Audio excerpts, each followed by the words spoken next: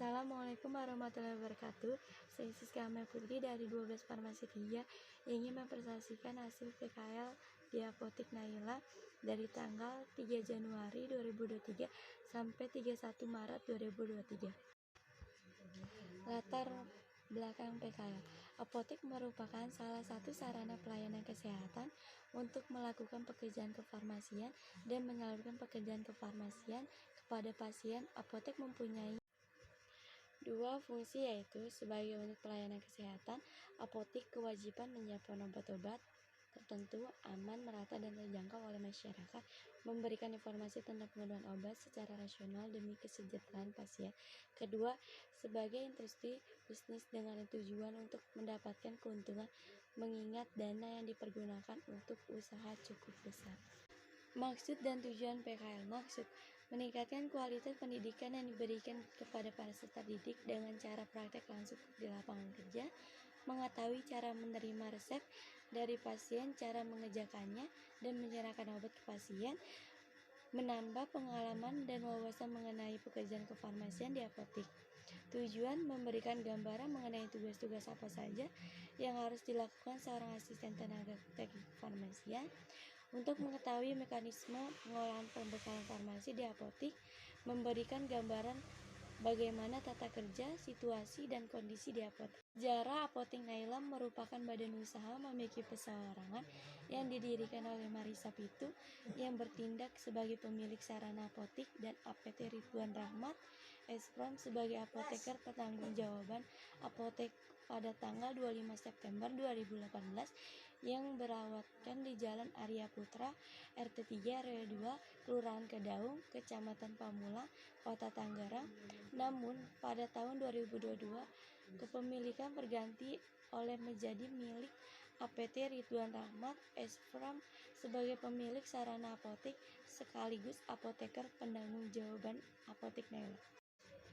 Visi menjadi apotek yang menerapkan pelayanan kefarmasian yang profesional serta menyediakan obat dan vitamin secara lengkap, terjangkau, dan terpercaya bagi masyarakat.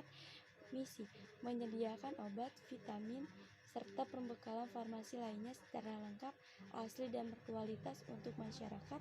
Melaksanakan pelayanan kefarmasian yang cepat, tepat, dan sesuai saat berkonsultasi dengan customer.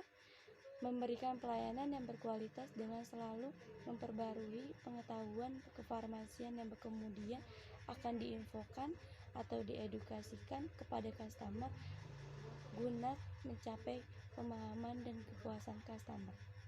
Struktur organisasi Apotik Naila. Kegiatan umum apotek.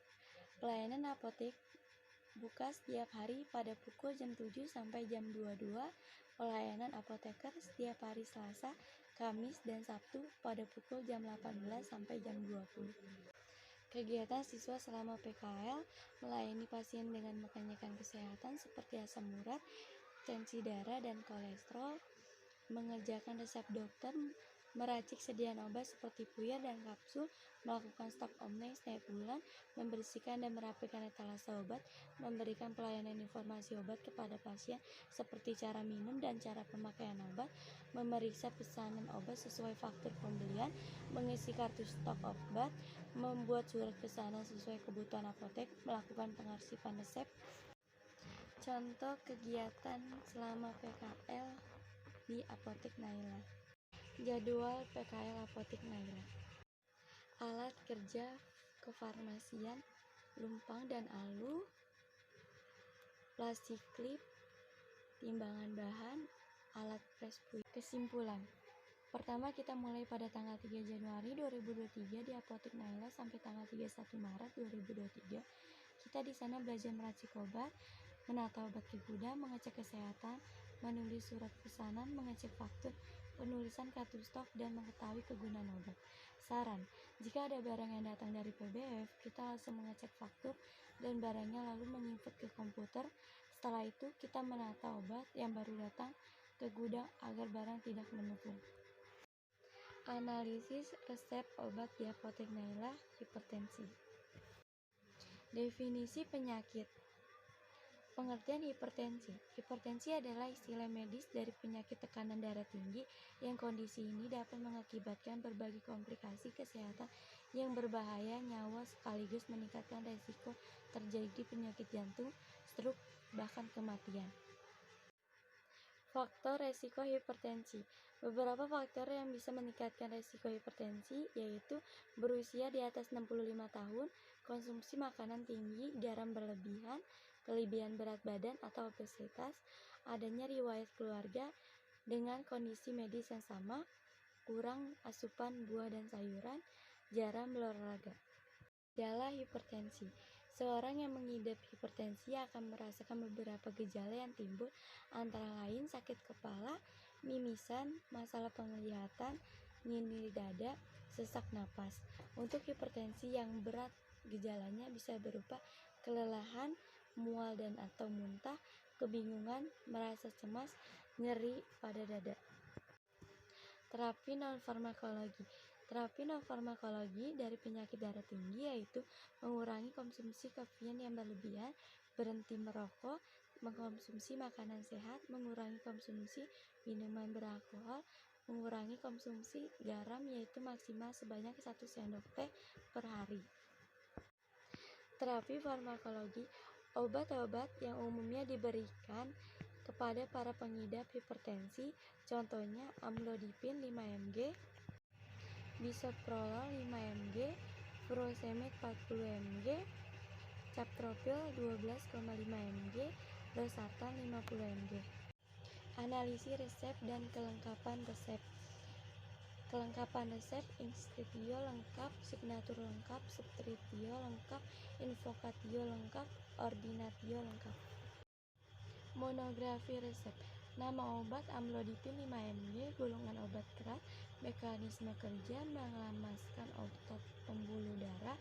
Dengan begitu pembuluh darah akan melebar, darah dapat mengalir dengan lebih lancar, dan tekanan darah dapat menurun. Bentuk sediaan obat tablet. Indikasi untuk mengobati ini pertama hipertensi dan dapat digunakan sebagai agen tunggal untuk mengontrol tekanan darah pada sebagian besar pasien. Efek sampingnya sakit kepala, pusing, mengantuk, debaran jantung, sakit perut, mual, dan kelelahan. Pengambilan obat.